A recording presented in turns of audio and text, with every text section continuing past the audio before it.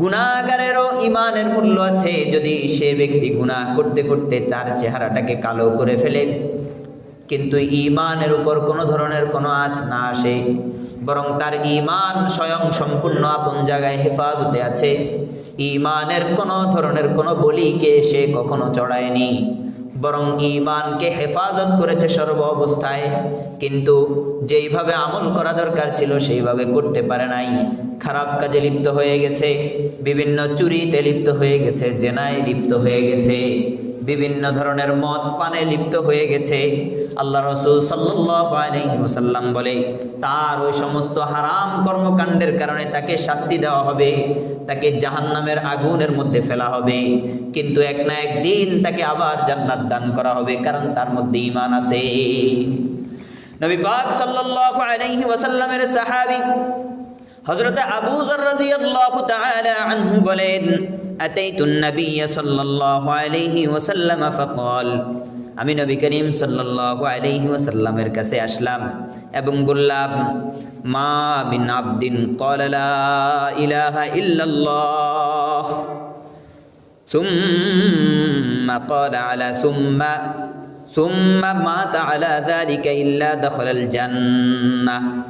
আমি নবী করিম সাল্লাল্লাহু আলাইহি ওয়াসাল্লামের কাছে যখন এসেছি, ক্বালা রাসূলুল্লাহ সাল্লাল্লাহু আলাইহি ওয়াসাল্লাম, নবী পাক সাল্লাল্লাহু আলাইহি ওয়াসাল্লাম আমাকে জানিয়েছেন, মা মিন আবদিন, বলে যেই কোনো বান্দা, ক্বালা লা ইলাহা ইল্লাল্লাহ, যেই কোনো বান্দা যেই হোক বলেছে যে লা ইলাহা ইল্লাল্লাহ, আল্লাহ ছাড়া কোনো মাবুদ নাই, কোনো মাসজুদ নাই, মুহাম্মাদুর রাসূলুল্লাহ সাল্লাল্লাহু আলাইহি ওয়াসাল্লাম আল্লাহ পাক রব্বুল আলামিনের প্রেরিত রাসূল এবং নবী।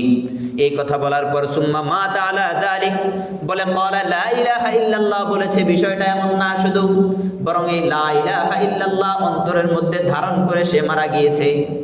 লা ইলাহা ইল্লাল্লাহ অন্তরের মধ্যে ধারণ করে সে মারা গিয়েছে। এক মুহূর্তের জন্য মূর্তি পূজা করে নাই, এক মুহূর্তের জন্য শিরকের গুনায় লিপ্ত হয় নাই, কুফরির গুনায় লিপ্ত হয়নি, অন্যান্য গুনার মধ্যে লিপ্ত হয়েছে ঠিক, কিন্তু লা ইলাহা ইল্লাল্লাহর পর আল্লাহকে মাবুদ বানিয়েছে, তো আর কাউকে মাবুদ বানায়নি। এমন অবস্থায় যদি কোনো ব্যক্তি মারা যায় তো দাখালাল জান্নাহ। নবী পাক সাল্লাল্লাহু আলাইহি ওয়াসাল্লাম বলেন, তাহলে ওই ব্যক্তি জান্নাতে অনুপ্রবেশ করবে, তার জন্য আল্লাহ রব্বুল আলামিন জান্নাতকে খুলে দিবে, সে জান্নাতে অনুপ্রবেশ করবে। হযরতে আবু যর তিনি আশ্চর্যান্বিত হয়ে গেলেন। আবু যর বলে, কুলতু, আমি বললাম, ওয়া ইন জানা ওয়া ইন সারাকা, ইয়া রাসূলুল্লাহ, যদি ওই ব্যক্তি জিনা করে, চুরি করে, তাহলেও কি জান্নাতে যাবে? নবী আলাইহিস সালাতু ওয়াস সালাম আমার দিকে তাকালেন, তাকিয়ে বললেন, হ্যাঁ, ওয়া ইন জানা ওয়া ইন সারাকা, বলে হ্যাঁ, যদি চুরি করে, জিনা করে, তাও সে জান্নাতে যাবে, কারণ তার মধ্যে আছে লা ইলাহা ইল্লাল্লাহ মুহাম্মাদুর রাসূলুল্লাহ, কারণ তার মধ্যে আছে রাসূলুল্লাহর প্রেম ভালোবাসা, তার মধ্যে আছে আল্লাহ ছাড়া কোনো মাবুদ নাই, এই কথাটা তার বদ্ধমূল হয়ে গেছে।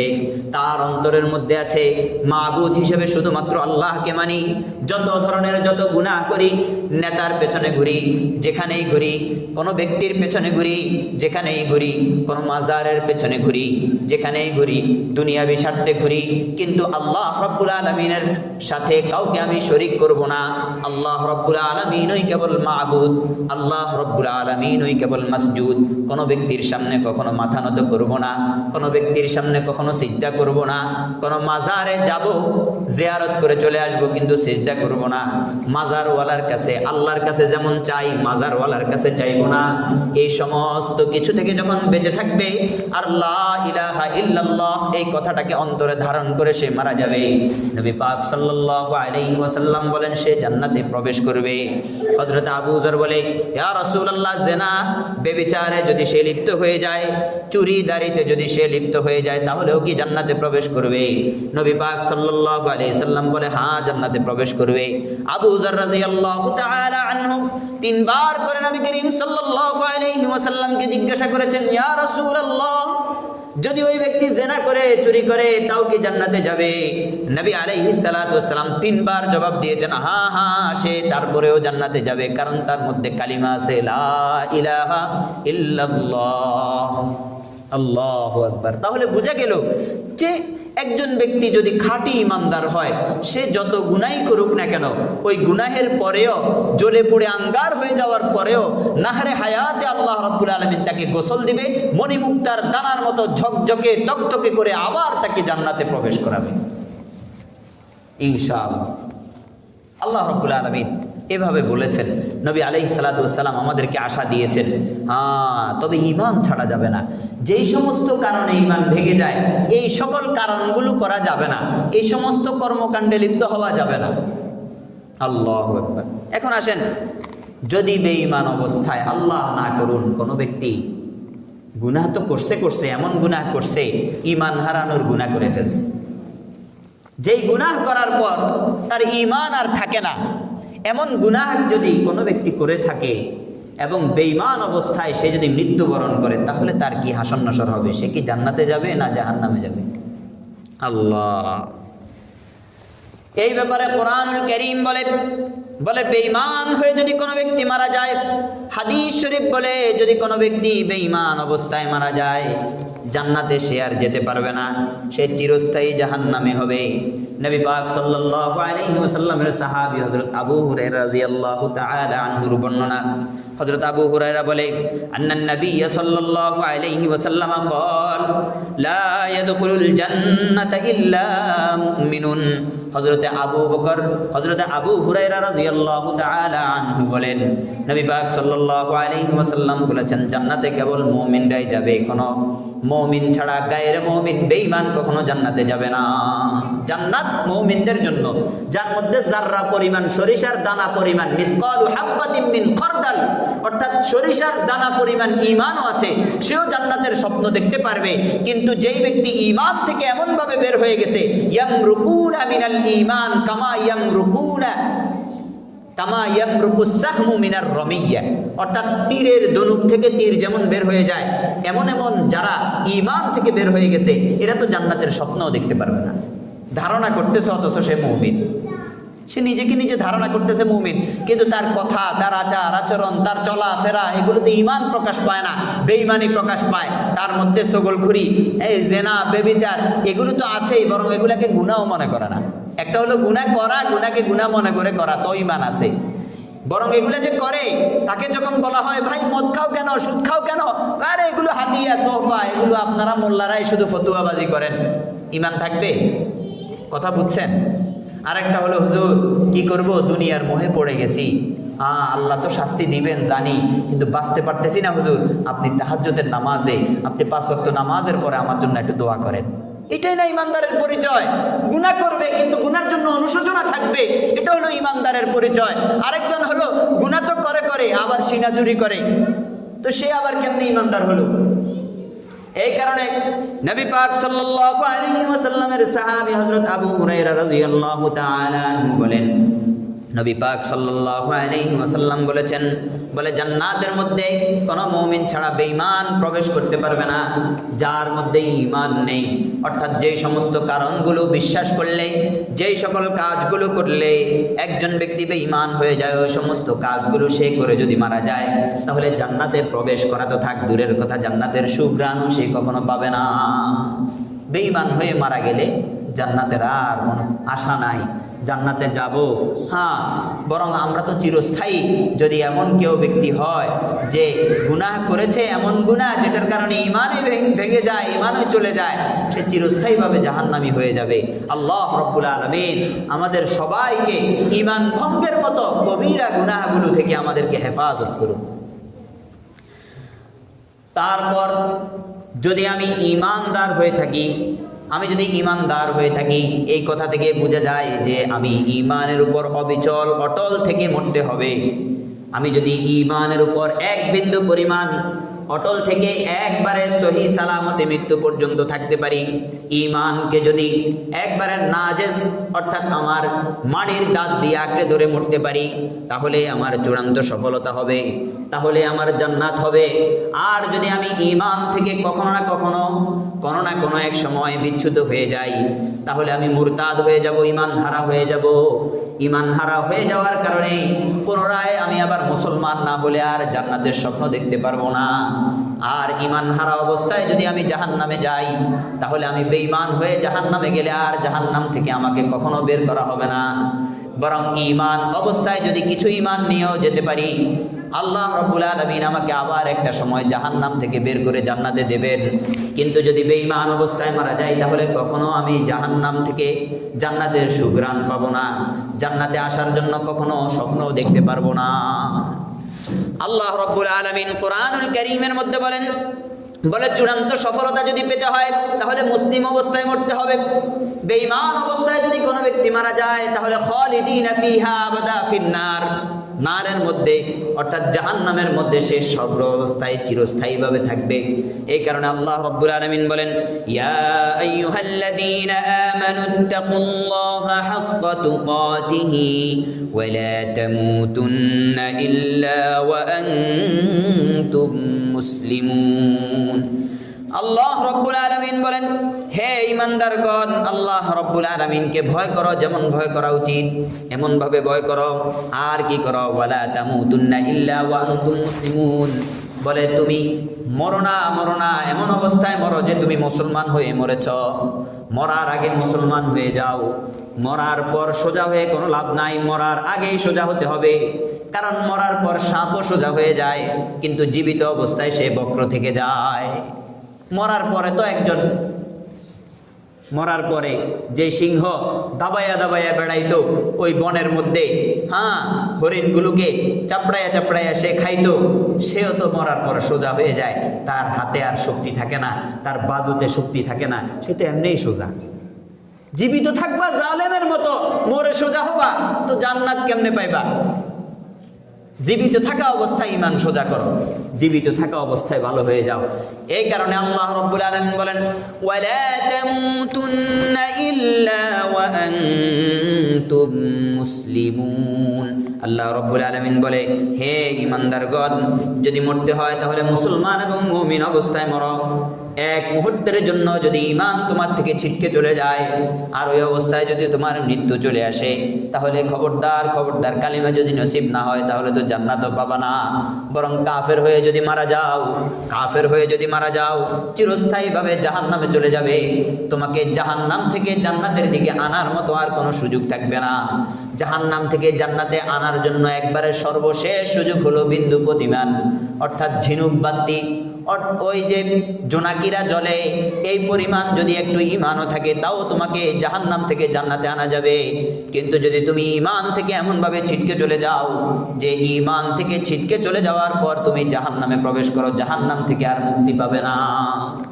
আল্লাহ রাব্বুল আলামিন কোরআনুল কারীমের অন্য আয়াতের মধ্যে বলেন, ইন্নাল্লাযীনা ক্বালু রাব্বুনাল্লাহু সুম্মা ইসতাকামু তাতানাজ্জালু আলাইহিমুল মালাঈকাতু আল্লা তাখাফু ওয়া লা তাহজানু ওয়া আবশিরু বিল জান্নাতিল্লাতী কুনতুম তুআদুন। আল্লাহ রাব্বুল আলামিন বলে ওই সমস্ত বান্দারা যারা বলে রব্বুনাল্লাহ, আমাদের রব আল্লাহ, যারা এই কথা বলে যে আমাদের ইলাহ একমাত্র আল্লাহ, আমাদের মাবুদ একমাত্র আল্লাহ, আমাদের মাসজুদ একমাত্র আল্লাহ, সুম্মা ইসতাকামু, বলে এই কথা বলে ক্ষান্ত হয় না, বরং এই কথার উপর অটল অবিচল থাকে মৃত্যু পর্যন্ত।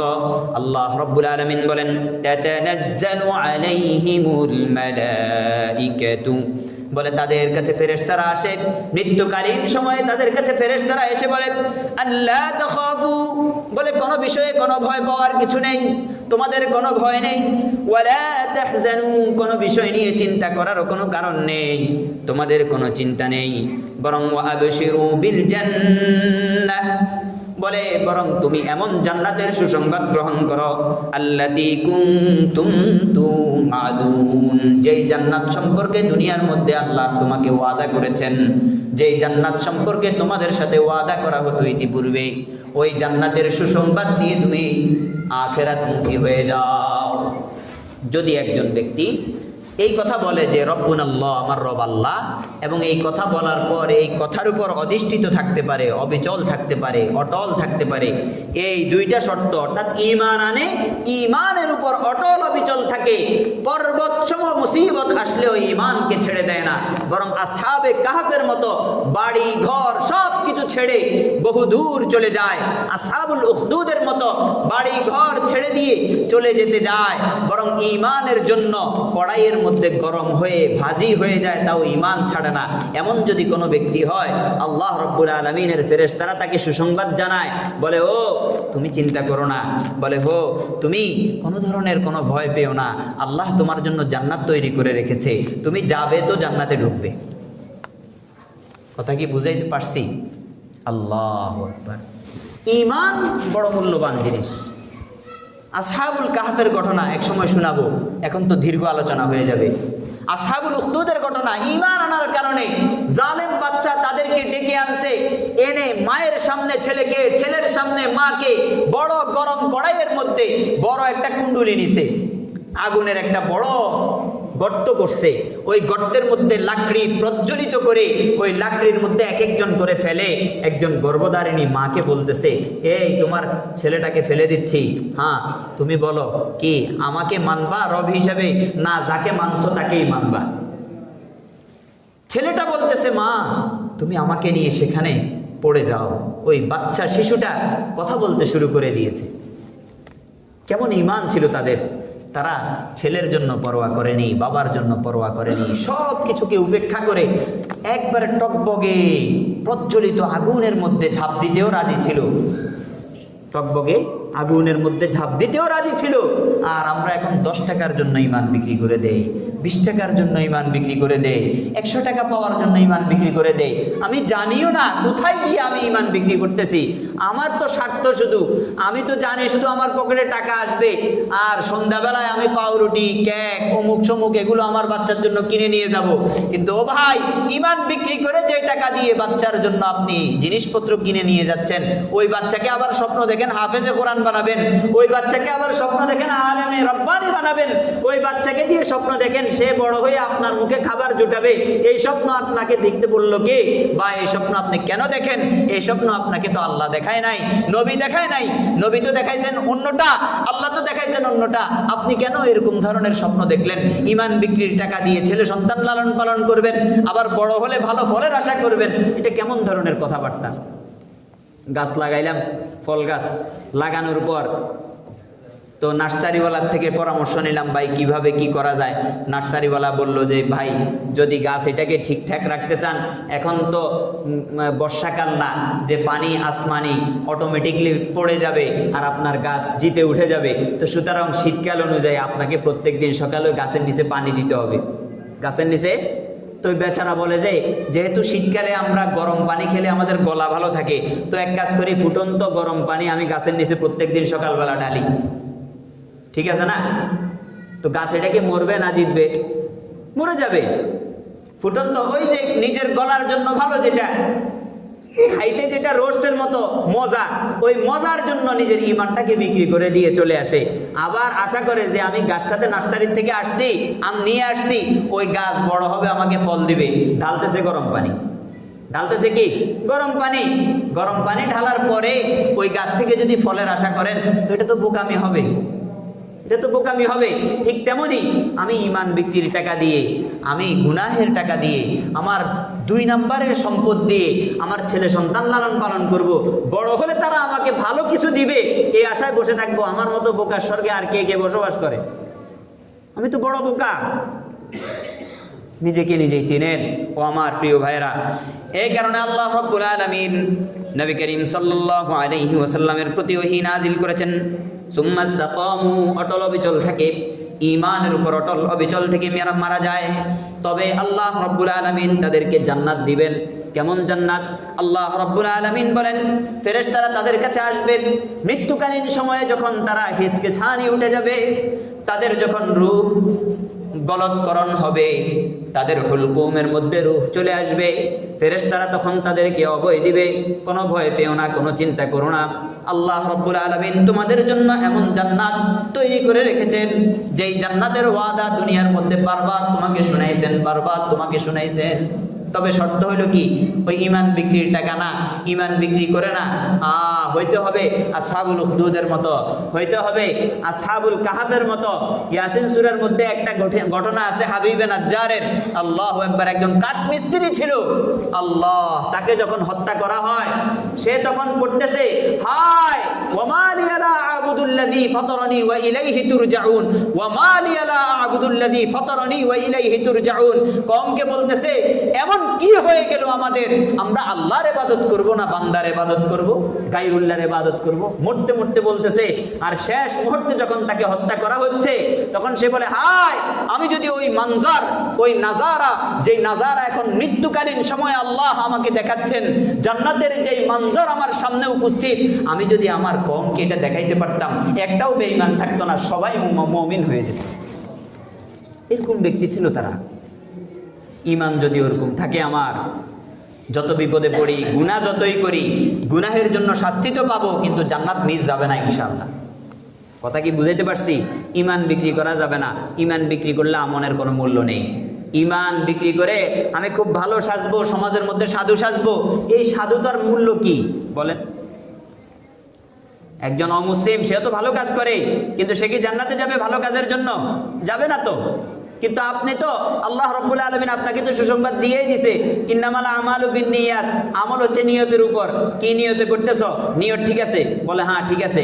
আখলিস দীনাক ইয়াকফিকাল আমাল, ইয়াকফিকাল আমালুল কলিল। বলে যে নিয়ত যেহেতু ঠিক করে ফেলছো, দিন যেহেতু ঠিক করে ফেলছো, ঈমান যেহেতু ঠিক করে ফেলছো, অল্প আমল করছো, কারো হক নষ্ট করো নাই, কারো প্রতি অবিচার করো নাই, এগুলোর থেকে বেঁচে ছিলা, ফরজ ওয়াজিবগুলো সুন্দর মতো পালন করছো, বলে জান্নাত তোমার ঠেকাইতে পারবে না কেউ, জান্নাত পাবা ইনশাআল্লাহ। আল্লাহু আকবার।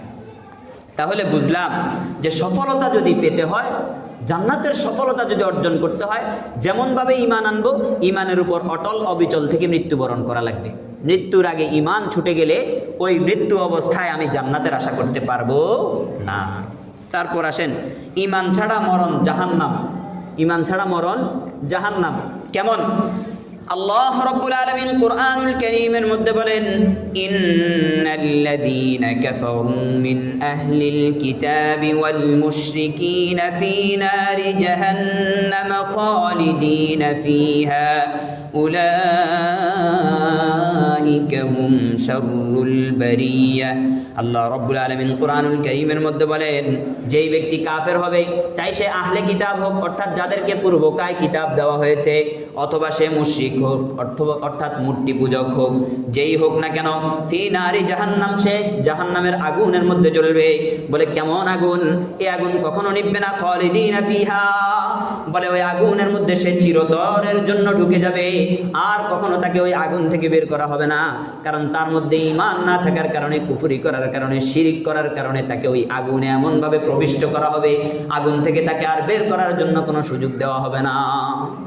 আল্লাহ রাব্বুল আলামিন অন্য আয়াতের মধ্যে বলেন, ইন্নাল্লাযীনা কাফারু ওয়া মাতু ওয়া হুম কুফফারুন উলাইকা আলাইহিম লা'নাতুল্লাহি ওয়াল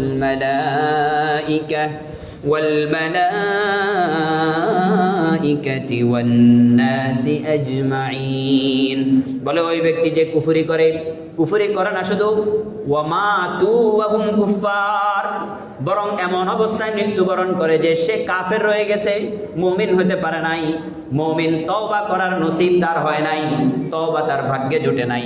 এমন ব্যক্তি কুফরি করার পর সে যদি ওই অবস্থায় মারা যায়, কুফরি বিশ্বাস ধারণ করে মারা যায়, ঈমানের বিপরীতে যেই সমস্ত বিশ্বাসগুলো রয়েছে, যেগুলো বিশ্বাস করলে ঈমান চলে যায়, এমন কোন বিশ্বাস নিয়ে যদি সে মারা যায়, আল্লাহ রাব্বুল আলামিন বলেন,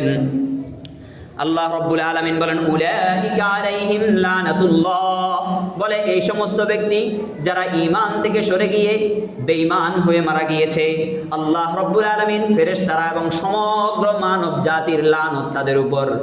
সমগ্র মানব জাতি যেমন লানত দিবে, তারা হলো লানাতুল্লাহ, আল্লাহর লানত প্রাপ্ত। আরে একজন বান্দার জন্য সবচাইতে বদনসিবের জায়গা হলো আল্লাহর লানত, কারণ আল্লাহর লানত বান্দার প্রতি কখনো পড়ে না, এত সহজে পড়ে না।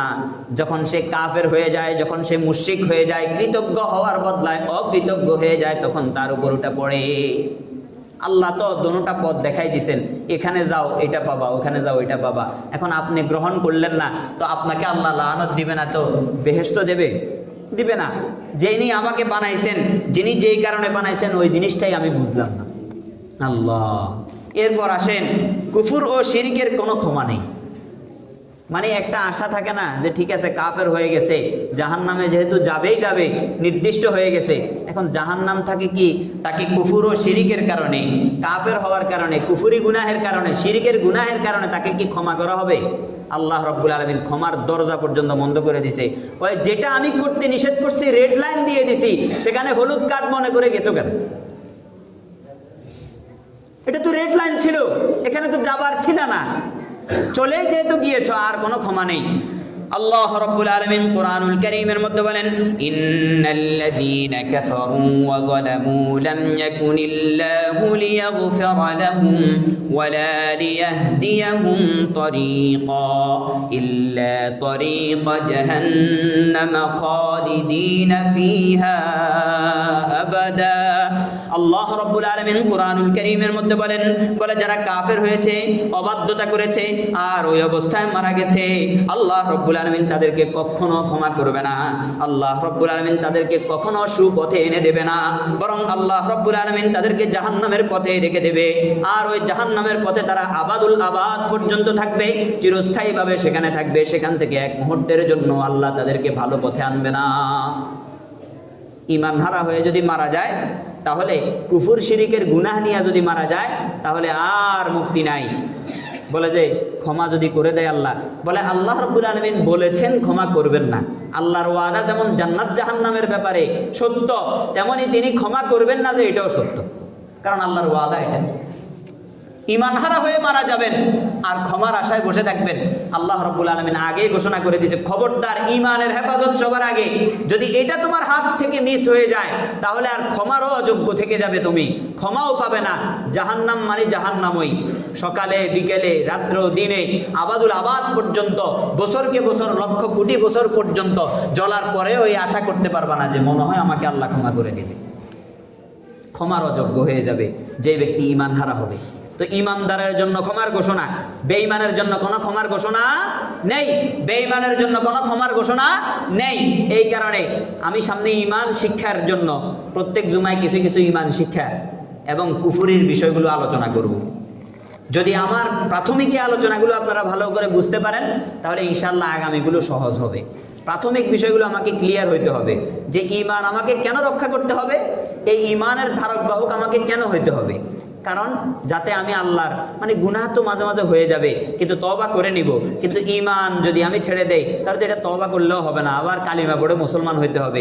আর কালিমা যদি না পড়ে থাকি, এই অবস্থায় যদি মারা যাই, ঈমান হারা অবস্থায় মারা গেলাম, জাহান্নাম তো জাহান্নামই, আর ক্ষমারও কোনো আশা নেই, ক্ষমারও কোনো আশা নেই। আল্লাহ। এখন আমাদেরকে কেন সৃষ্টি করা হয়েছে? একটা উদ্দেশ্য আছে না? আমাদেরকে কি বেঈমান হওয়ার জন্য সৃষ্টি করা হয়েছে, নাকি ঈমানদার হওয়ার জন্য সৃষ্টি করা হয়েছে? আমাদের সৃষ্টিটা কি বৃথা? আল্লাহ কি আমাদেরকে এমনি এমনি সৃষ্টি করছে আর বলছে তোমরা খাও দাও ঘুমাও, হ্যাঁ তোমাদের বাচ্চাদেরকে স্কুলে পাঠাও, এটা করো সেটা করো, এটাই কি আমাদের কাজ, নাকি অন্য কোনো কাজ আছে? আমাদের কি অনর্থক সৃষ্টি করছে? আল্লাহ রাব্বুল আলামিন কুরআনুল কারীমের মধ্যে বলেন, আফাহাসিবতুম আন্নামা খালাকনাকুম আবাসান ওয়া আন্নাকুম ইলাইনা লা তুরজাউন। বলে তোমরা কি ধারণা করো যে আমি তোমাদেরকে অনর্থক সৃষ্টি করেছি? তোমরা কি এই কথা মনে করো যে আন্নাকুম ইলাইনা লা তুরজাউন, তোমরা আমার কাছে ফিরে আসবে না?